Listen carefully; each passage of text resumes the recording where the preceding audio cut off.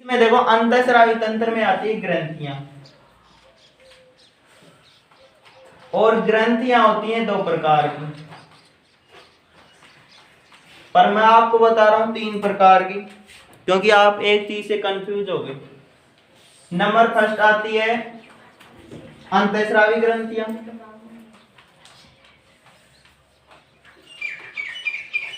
अंतःस्रावी। Number 2 में आएगा बहिस्रावी, और तीसरी आएगी मिश्रित ग्रंथि, मिश्रित ग्रंथियां या ग्रंथि। यहां तक ठीक है। अंतःस्रावी ग्रंथियां होती हैं, ये होती हैं नलिका विहीन, नलिका विहीन। विहीन का अर्थ है नहीं हो, यानी जिसमें नलिका नहीं हो। नलिका नहीं है तो ये अपना डायरेक्ट स्राव किसके अंदर छोड़ देंगी? ब्लड में, रक्त में छोड़ देंगे अपना स्राव। ठीक है। इसके बाद में आती है बहिस्रावी। ये ग्रंथियां अपना स्राव कहां छोड़ेंगी? ये तो ब्लड में छोड़ रही, इसमें कोई नलिका नहीं पाई जाती है, डायरेक्ट किसके अंदर छोड़ देती है? ब्लड में, यानी रक्त में। ये इनका स्राव, स्राव होता है कोई चीज को एग्जिट करना या छोड़ना, जो भी एंजाइम है, हार्मोन है। अंतःस्रावी ग्रंथियों से जो स्रावित होते हैं वो होते हैं मुख्यतः हार्मोन। क्या होते हैं? हार्मोन स्रावित होते हैं। किससे? अंतःस्रावी ग्रंथियों से। ठीक है भाई। जो बहिस्रावी ग्रंथियां होती हैं, अरे आज इसके क्या हो गया, बहिस्रावी ग्रंथियां होती हैं, ये अपना स्राव कहां छोड़ेंगी? इसमें नलिका पाई जाएगी, और ये अपना स्राव रक्त के अलावा कोई कोशिका या उत्तक, इनके अंदर छोड़ेंगे अपना स्राव। ये स्राव की बात हो रही है, ठीक है, ये स्राव की बात हो रही है। और ये क्या स्रावित करती हैं? एंजाइम। क्या स्रावित करेंगी? यहां तक क्लियर हो ना आप? जो मिश्रित ग्रंथियां होती हैं, ये क्या होती हैं? ये रक्त में भी छोड़ती है अपना स्राव, या कोई कोशिका या उत्तक, दोनों में ही छोड़ देती है अपना स्राव। क्लियर हो यहां तक? इसके बाद में क्या क्या छोड़ेंगी? ये एंजाइम भी छोड़ देती हैं, और हार्मोन्स, दोनों के दोनों का स्राव कर देती हैं। यहां तक आप सभी क्लियर हो? अंतःस्रावी ग्रंथियां क्या होती हैं? जो अपना स्राव डायरेक्ट रक्त में छोड़ दें बिगर नलिका में, यानी इसमें नलिका नहीं पाई जाती हैं। ये मुख्यतः क्या स्रावित करती हैं? हार्मोन। किसके अंदर छोड़ती हैं? रक्त के अंदर। नंबर 2 बहिस्रावी वे ग्रंथियां जो अपना स्राव डायरेक्ट किसके अंदर छोड़ दे? कोई कोशिका या उत्तक में, नलिका के द्वारा। क्या छोड़ती है अधिकतर? ये एंजाइम। मिश्रित ग्रंथियां, दोनों का मिश्रण क्या हो जाएगा? एंजाइम भी छोड़ सकती हैं, हार्मोन भी छोड़ सकती हैं, और रक्त में भी छोड़ सकती है, कोशिका उत्तक दोनों में छोड़ देंगे। अगली बात आप ध्यान रखना, इसके उदाहरण क्या क्या लें, तो मैं यहीं पर आपको उदाहरण भी क्लियर करवा रहा हूं। जो अंतःस्रावी ग्रंथि है उसका उदाहरण हो जाएगा थायराइड, पैराथायराइड, पीयूष ग्रंथि, थाइमस ग्रंथि, और भी है बहुत सारे नाम आएंगे, इतने याद रख लो इसके एग्जाम्पल। बहिस्रावी ग्रंथियों के एग्जाम्पल हो जाएंगे जो आपकी आहारनाल वाली ग्रंथि आई थी ना। आहारनाल में कौन कौन सी ग्रंथि थी जो भोजन के पाचन में हेल्प कर रही थी? कौन कौन सी? लार ग्रंथियां, और आ जाएंगी यकृत ग्रंथि, और आ जाएगी अग्नाशय ग्रंथि। है तो बहिस्रावी, पर ये अंतःस्रावी का भी काम कर रही है, इसलिए इसका एग्जाम्पल क्या हो जाएगा? अग्नाशय ग्रंथि, अग्नाशय ग्रंथि, ये इसका एग्जाम्पल हो जाएगा। मिश्रित दोनों जगह काम करिए, अंतःस्रावी के रूप में भी, बहिस्रावी के रूप में। इसका कारण मैं आपको बता दूंगा। नंबर 2 बहिस्राव में आ रही है आरनाली ग्रंथि या लार ग्रंथि या कृत ग्रंथि। ये भी थी आरनाली ग्रंथि, पर ये दोनों काम कर लिए, इसको इसमें ले आए। इसके अलावा इसमें ग्रंथि आ जाएंगी श्वेत ग्रंथियां। श्वेत ग्रंथियां होती है ना यहाँ पे अपनी त्वचा पे, पसीने वाली ग्रंथियां, तेलीय ग्रंथियां, ये है ना, ये नलिका पाई जाती है छोटी छोटी, और वो अपना स्राव डायरेक्ट कहाँ छोड़ रही है, बाहर छोड़ रही है नलिका के द्वारा। और आ जाएंगी इसके अंदर स्तन ग्रंथियां, स्तन ग्रंथियां।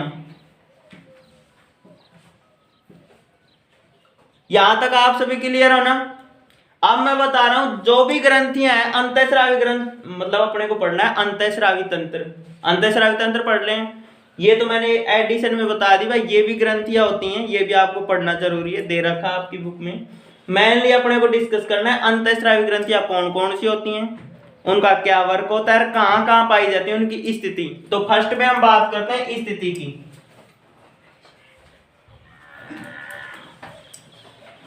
तो स्थिति की बात करने से पहले आपको फर्स्ट में डायग्राम बनाना पड़ेगा। ये अपना ब्रेन है, मानव मस्तिष्क। यहां तक क्लियर हो ना। तो मस्तिष्क में कौन कौन सी ग्रंथियां पाई जाती हैं? मस्तिष्क में पाई जाती है पीयूष ग्रंथि, यहाँ पे इसके ऊपर पाई जाती है हाइपोथैलेमस, एक पाई जाती है पीनियल ग्रंथि। तो तीन ग्रंथि कौन कौन सी हो जाएंगी? हाइपोथैलेमस।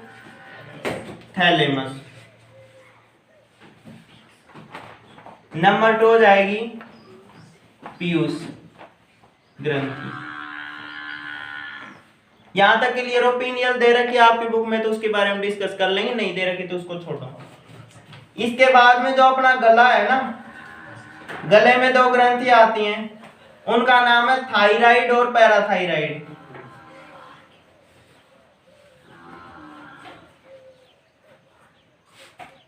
थायराइड यहां पर पाई जा रही है, पैराथायराइड पाई जा रही है दोनों गले में, जो अपनी गर्दन है यहाँ पे।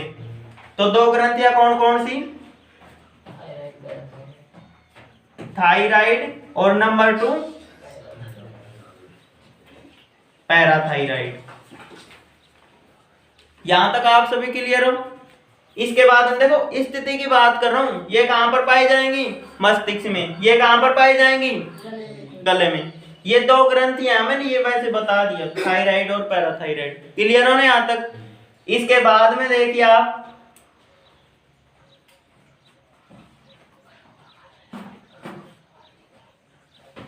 ये क्या है अपने वर्कक। वर्कक के ऊपर एक ग्रंथि बताई थी यहां पर, उसका क्या नाम था?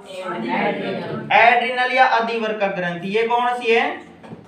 अधिवर्कक। क्लियर हो ना आप सभी यहां तक? इसके बाद में एक ग्रंथि आ रही है अग्नाशय ग्रंथि, है ना, अग्नाशय ग्रंथि। देखो ये अंतःस्रावी भी है और बहिस्रावी भी है, हार्मोन स्रावित कर रही है ना ये, तो इसको अंतःस्रावी तंत्र में पढ़ेंगे कौन कौन से हार्मोन स्रावित कर रही है। तो इसका नाम क्या दे दूं मैं? अग्नाशय ग्रंथि। वैसे इसकी स्थिति कहां पाई जाती है? उदर गुहा में। कहां पर? आमाशय के जस्ट। क्लियर हो? Very good. इसके बाद में दो ग्रंथियां रह गई, कौन कौन सी?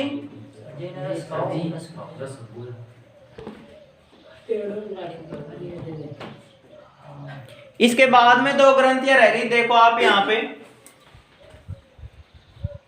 एक तो रह गई वृषण, एक रह गई अंडाशय।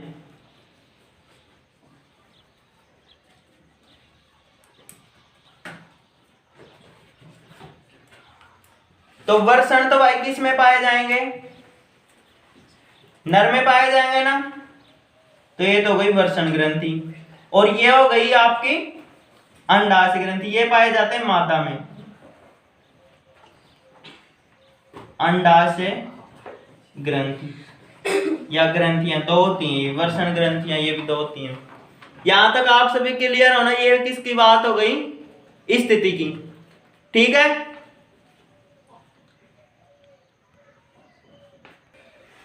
देखिए जो पीनियल ग्रंथि है वो दे रखी है आपकी बुक में, वो पाई जाती है मस्तिष्क में। पीनियल। और एक रह गई थाइमस। थाइमस जो आपके लंग्स हैं, फेफड़े हैं, उनके यहाँ पर पाई जाती है हार्ट के ऊपर, ये है थाइमस। थाइमस ग्रंथि। जो हाइपोथैलेमस है इसको बोलते हैं मास्टर ऑफ मास्टर ग्रंथि, हाइपोथैलेमस को, क्योंकि ये जितने भी ग्रंथि है उनके सिग्नल भेजता है किसको? पीयूष ग्रंथि को। ये सिग्नल भेजता है पीयूष ग्रंथि को। ये रहा हाइपोथैलेमस, ये सिग्नल भेजेगा पीयूष ग्रंथि को। और पीयूष ग्रंथि जो भी जितनी भी ग्रंथि आ रही है नीचे, उन सब पर अपना कंट्रोल रखती है, इसलिए इसको बोलते हैं मास्टर ग्रंथि, इसको। और इसको बोलेंगे मास्टर ऑफ मास्टर ग्रंथि। ठीक है। ये कुछ कारक स्रावित करेगा, कारक स्रावित भी करेगा, रोकने का भी काम करेगा। कौन? हाइपोथैलेमस। पीयूष ग्रंथि को देगा सिग्नल। पीयूष ग्रंथि के दो भाग होते हैं, एडिनो हाइपोफाइसिस, न्यूरो हाइपोफाइसिस। ये सभी ग्रंथियों पर अपना कंट्रोल स्थापित करेगी। जैसे इस पर भी, इस पर भी, इस पर भी, इन सबको सिग्नल भेज देगी, इस भाई अपना अपना काम करिए। जैसी स्थिति है उसी हिसाब से अपना अपना काम करवाएगी। जैसे ये ग्रंथि हम बात करें, इसकी बात करें, फिर ये अपने जो हार्मोन है उन हार्मोन्स को कहां छोड़ देंगी? रक्त में। कहां छोड़ देंगी भाई? रक्त में। और रक्त का अपने को पता है कहां कहां घूमता है? संपूर्ण शरीर में। Very good. अगर ये संपूर्ण शरीर में घूम रहा है तो जितनी भी कोशिकाएं, ऊतक हैं, उनको जिस हार्मोन की आवश्यकता है किसी प्रोटीन के साथ बंधकर या और कहीं जो भी काम करवाना है, वो काम ये ग्रंथियां ऐसे करती हैं, खुद नहीं जाती है वहां पर। ब्लड में, रक्त में अपना जो हार्मोन है उसको छोड़ देती हैं। रक्त संपूर्ण शरीर में घूमेगा और सारा काम करवा देगा। जिस कोशिका को आवश्यकता है उस हार्मोन की वो ले लेगी, जिस ऊतक को आवश्यकता है वो अपना हार्मोन ले लेगा और अपना काम स्टार्ट कर देगा। तो ये अंतःस्रावी तंत्र क्या करता है? अपनी बॉडी का सर्कुलेशन, जो अपन चलते हैं, दौड़ते, बैठते, फिरते हैं, उसका संतुलन। साथ में ये करता है जो अपनी बॉडी का वो उपापचय प्रक्रिया हो रही है ना, जो निरंतर चली, जैसे बॉडी का विकास हो रहा है, शरीर का विकास हो रहा है एक निश्चित सीमा तक, क्या कोई ऑर्गन को कुछ काम हो रहा है, शर्करा का लेवल हो गया या जल का लेवल हो गया, पीएच हो गया, ये सब किसके हेल्प से होते हैं? हार्मोन्स के हेल्प से। और वो हार्मोन्स किस में होते हैं? पानी में या रक्त में? रक्त में। और रक्त संपूर्ण शरीर में घूमेगा, जहां जहां घूमेगा वो अपना काम करवा के ही छूटेगा। इसके बाद में 1 बाय 1 डिस्कस करते हैं। फर्स्ट में लेके चलते हैं हम। तो देखिए फर्स्ट में हम स्टार्ट कर रहे हैं हाइपोथैलेमस।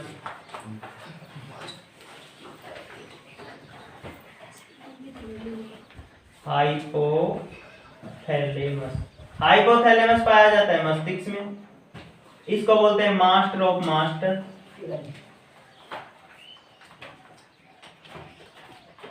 मास्टर ऑफ मास्टर ग्रंथि। क्लियर है? ये अपने दो हार्मोन स्रावित करती है, दो कारक। एक तो होता है निरोधी, नंबर 2 होता है मोचक। निरोधी किसी काम को होते को रोक देगा, मोचक किसी काम रुक रहा है उसको स्टार्ट कर देगा। निरोधी रोकने का काम करेगा, मोचक उसको स्टार्ट करने का काम करेगा। क्लियर है? ये सारे के सारे अपने सिग्नल किसको भेजेगी? पीयूष ग्रंथि को। और पीयूष ग्रंथि को क्या भेज रही है? कारक, निरोधी कारक या मोचक कारक। क्लियर हो? बस इतना सा इसका काम है। स्थिति बात आ जाए मस्तिष्क में पाई जाती है। मास्टर और मास्टर ग्रंथि कहते हैं। सारा कंट्रोल किस पर छोड़ती है?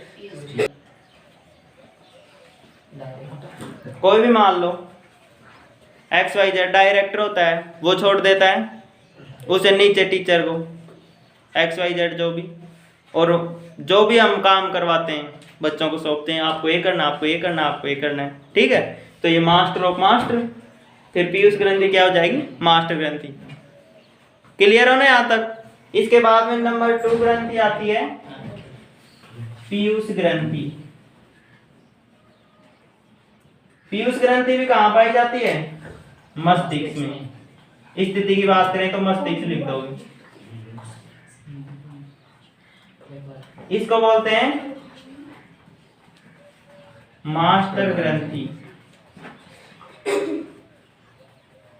इसके दो भाग होते हैं बेटा, एक को बोलते हैं adeno hypophysis, adeno hypophysis. Number 2 को बोलते हैं न्यूरो हाइपोफाइसिस, न्यूरो हाइपोफाइसिस। यहां तक सभी क्लियर है ना? जो मेनली एंजाइम स्रावित करता हुआ एडिनो हाइपोफाइसिस है, वो क्या काम करवाता है? वर्दी, शरीर की वर्दी है, उस हार्मोन का नाम है somatotropin, somatotropin.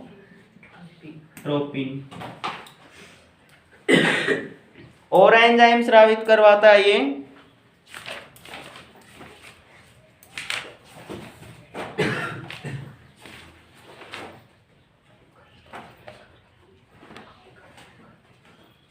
Prolactin,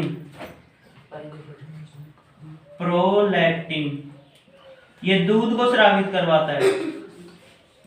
number 3 वैसोप्रोसिन,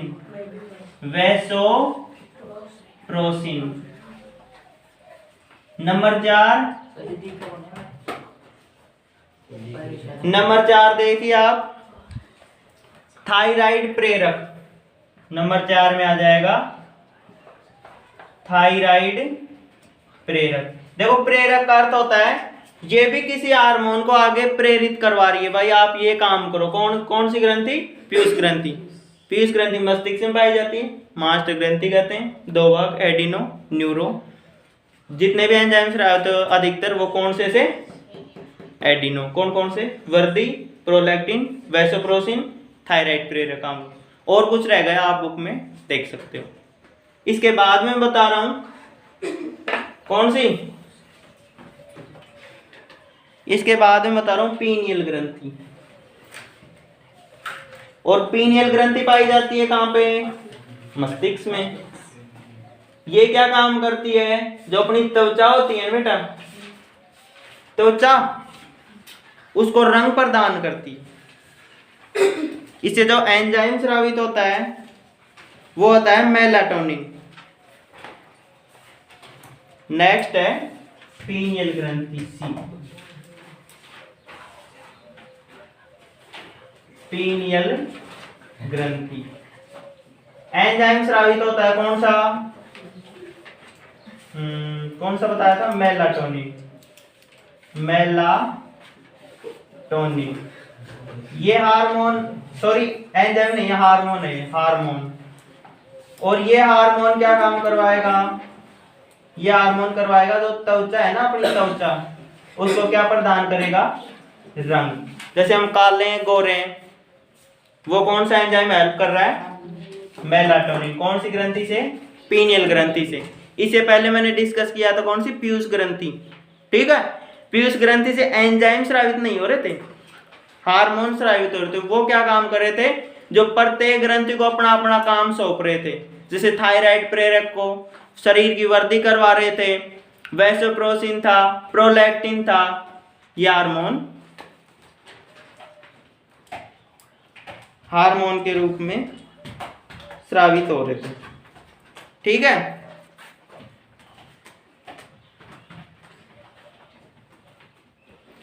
number 3 आती है थायराइड ग्रंथि। 4 हो गया। थायराइड ग्रंथि। थायराइड ग्रंथि कहां पाई जाती है? गले में। थायराइड ग्रंथि से हार्मोन स्रावित होता है थायरोक्सिन। हार्मोन कौन सा? थायरोक्सिन। थायरोक्सिन हार्मोन का क्या काम है? कार्बोहाइड्रेट, वसा, प्रोटीन, ये भोजन के अवयव है ना, इनका और लवण, इन पर नियंत्रण करना है। यानी कितना अपने को रखना है, कितना अपने को एक्स्ट्रा मात्रा में छोड़ना है। एक्स्ट्रा को, बाकी को वेस्ट मटेरियल के ऊपर निकाल देती है, बाकी इनका कंट्रोल रखती है। अगर जो लवण होते हैं, लवण यानी थायराइड ग्रंथि है, इसे हार्मोन थायरोक्सिन, अगर इस हार्मोन की कमी हो जाएगी तो एक रोग हो जाता है जिसे बोलते हैं गेंगा। दूसरा नाम गलगल। बस भाई इसमें इतनी स्टोरी दे रखी है। नेक्स्ट ग्रंथि हम देखते हैं कौन सी, पैराथायराइड ग्रंथि। पैराथायराइड भी कहाँ पाई जाती है? Very good.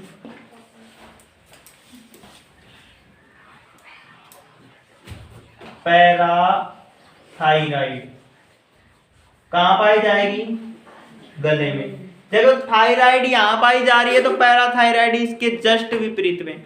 अगर पैराथायराइड यहाँ पाई जा रही है, थायराइड यहाँ पे, उसके एंटी होती है। याद रखना ये बात। कहाँ पर पाई जा रही है? गले में।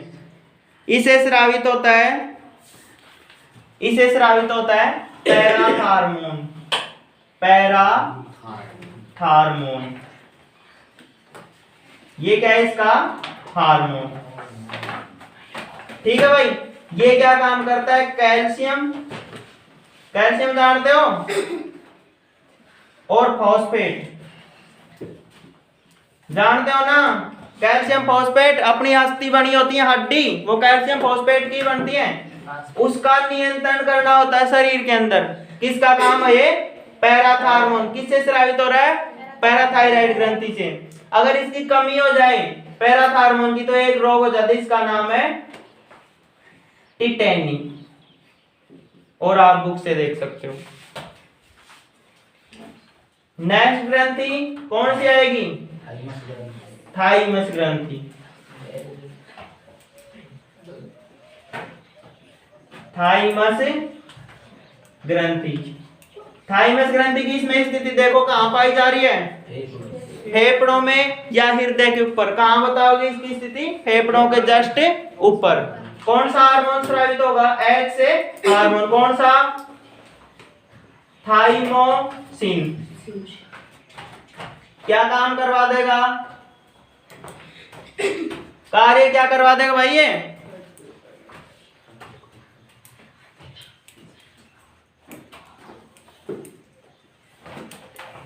जो हृदय है ना, हृदय और जो महाधमनी है, उन पर कंट्रोल रखता है। जैसे अपना ब्लड का सर्कुलेशन है, जो बीपी वगैरह होती है ना, उन पर कौन कंट्रोल करता है? थाइमोसिन नामक हार्मोन, जो स्रावित हो रहा है कौन सी ग्रंथि से? थाइमस ग्रंथि से। यहां तक सभी क्लियर होना?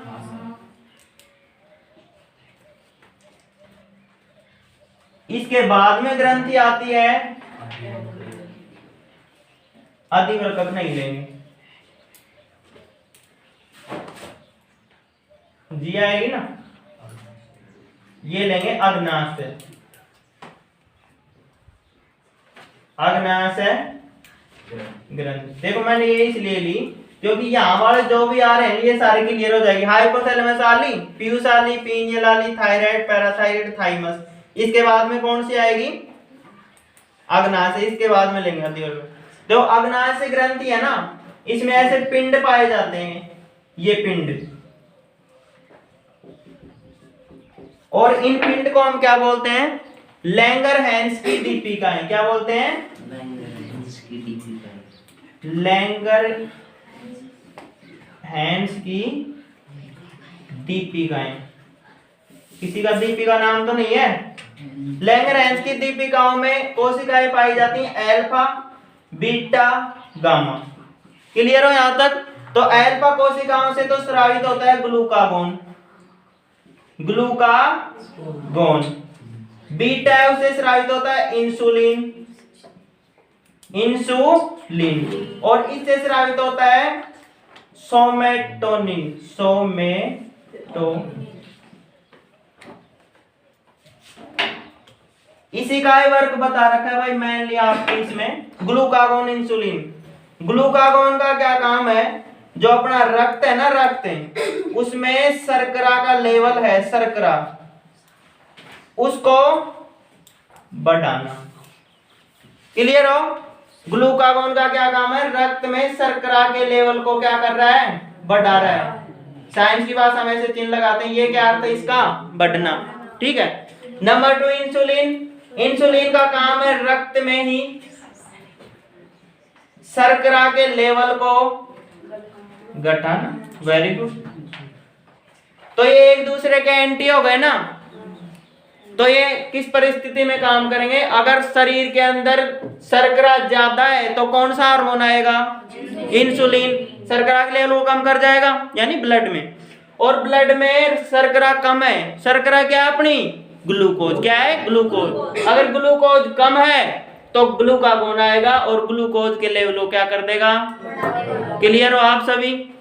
साथ में इसको मिश्रित ग्रंथि इसलिए बोलते हैं, ये कारण सुनिए आप, मिश्रित ग्रंथि, क्योंकि ये तो किसका पोर्शन हो गया?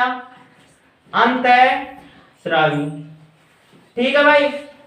बहिस्रावी के रूप में देखो आप, बहिस्रावी के रूप में ये क्या काम करती है? एंजाइम स्रावित करती है। और वो एंजाइम कौन से हैं? पाचक, जो कहां हेल्प करेंगे? आहार नाल में। यहां तक सभी क्लियर हो ना? आहार नाल में एंजाइम आ रहे हैं कौन कौन से? Trypsin, chymotrypsin, carboxypeptidase, nucleotidase. वो एंजाइम आ रहे हैं पाचन में हेल्प कर रहे हैं, इसलिए इसको क्या बोल दिया? बहिस्रावी। अंतःस्रावी के रूप में रक्त में अपने हार्मोन छोड़ रहे कौन कौन से? Mainly glucagon. और सभी क्लियर हो यहां तक? इसके बाद में हम ले रहे हैं अधिवर्कक ग्रंथि। अधिवर्कक ग्रंथि कहां पाई जाएगी? वर्कक के जस्ट ऊपर।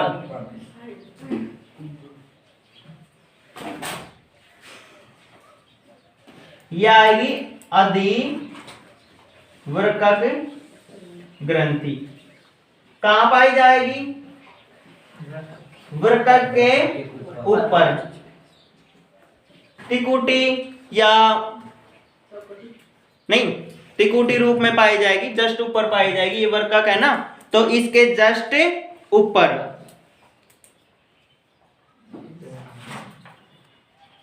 इससे जो हार्मोन स्रावित होते हैं वो होते हैं एड्रीनलिन और नोर एड्रीनलिन। कौन कौन से? एड्रीनलिन और नोर एड्रीनलिन। इन हार्मोन का क्या काम है? जो आपातकालीन परिस्थिति, आपातकालीन परिस्थिति होती है, जो भी, जैसे आपातकालीन परिस्थिति, हृदय की धड़कन बढ़ानी है, जैसे अपने को भय हो रहा है ना अचानक से, जैसे पंखा गिरे तो उस टाइम आप क्या करो? क्या उसके नीचे जाके बैठ जाओगे मरने के लिए? ऐसा तो कोई नहीं करेगा ना। तो उस टाइम क्या करोगे? आप दौड़ के तुरंत इधर उधर होने की कोशिश करोगे। चार पाई बैठे हो, अचानक को टूट रही आवाज चल दे तो आप क्या करोगे? बचने की कोशिश करोगे। साइकिल से गिर रहे हो तो गिरते टाइम आप क्या करोगे? उससे कूदने की, बचने की कोशिश करोगे ना। तो वो स्थिति कौन सी हो गई? भय। या फिर आप अकेले बैठे हो, पढ़ रहे हो, आप अचानक कोई आया आपसे डराए तो आप उस टाइम सब कुछ भूल जाते। तो उस स्थिति में कौन सी स्थिति हो गई? भय। भय स्थिति को हम बोलते हैं करो या मरो। करो या मरो। करो या मरो का अर्थ होता है उस टाइम आपको बचना है, यानी बचना है। इससे या तो मरेगे या बचोगे। तो उस टाइम करो या मरो। कौन सी स्थिति? भय। तो उस टाइम हृदय की धड़कन को बढ़ाएगी। आंख की पुतलियां है ना, आंख की पुतलियां, तो कहते हैं मेरी आंख की पुतलियां खुली की खुली रह गई। उस टाइम खुली की खुली रह जाती है, यानी उसको और ज्यादा करेगी। और साथ में क्या काम करेगी? जो प्रोटीन है, कार्बोहाइड्रेट है और वसा है, इसको बढ़ा देगी। क्योंकि हार्ट बीट बढ़ती है, हृदय की धड़कन बढ़ती है, उस टाइम ज्यादा एनर्जी चाहिए। तो जितने भी आ रहे हैं जैसे कार्बोहाइड्रेट, वसा, प्रोटीन, ये भोजन के हुए वो ज्यादा मात्रा में चाहिए, क्योंकि एनर्जी चाहिए। दौड़ोगे या जो भी कुछ काम करोगे तो उस स्थिति में कौन सी? भय। उसे बोलते हैं करो या मरो। इससे जो हार्मोन निकलता है ना एड्रिनलिन, उस हार्मोन को करो या मरो हार्मोन भी बोल देते हैं कई बार। तो कौन सा हार्मोन निकलता है? एड्रिनलिन। यहां तक आप सभी क्लियर हो ना? इसके बाद में आती है कौन सी ग्रंथि लें? वृषण ग्रंथि,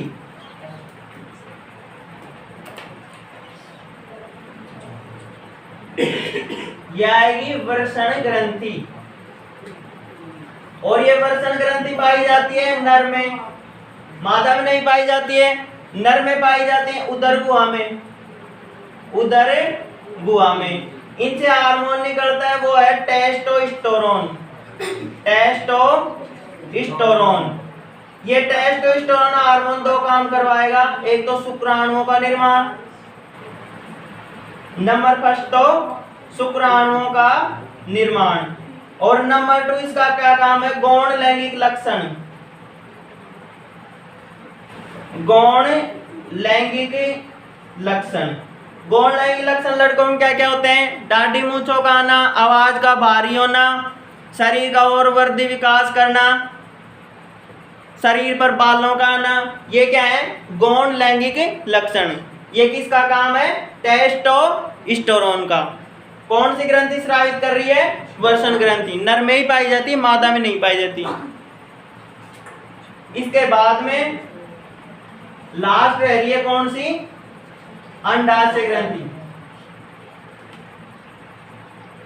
अंडाशय ग्रंथि, अंडाशय ग्रंथि मादा में पाई जाती है, उदरगुहा में पाई जाती है। किस में पाई जाती है, मादा में। उदरगुहा में पाई जाती है, इसकी स्थिति हो गई। इससे जो हार्मोन निकलते हैं वो है एस्ट्रोजन, नंबर 2 है प्रोजेस्टेरोन, प्रोजेस्टेरोन। ये दोनों हार्मोन मिलकर क्या काम करते हैं, जो भ्रूण होता है ना, भ्रूण बच्चा, छोटा बच्चा भ्रूण, बस भ्रूण का विकास नंबर फर्स्ट तो एक हो जाएगा गौण लैंगिक लक्षण या लैंगिक लक्षण। तो माता में गौण लैंगिक लक्षण क्या क्या होते हैं, आवाज का पतली होना, सुरीली होना, जो त्वचा होती है उसकी तेली होना या बारीक होना, और जो शरीर होता है ना उसका वृद्धि करना, शरीर में निखार आना, ये सारे किसके हैं, जो अंडाशय ग्रंथि मादा है ना, मादा में पाई जाती है, वो सारे काम कौन करवाती है, अंडाशय ग्रंथि। ठीक है भाई।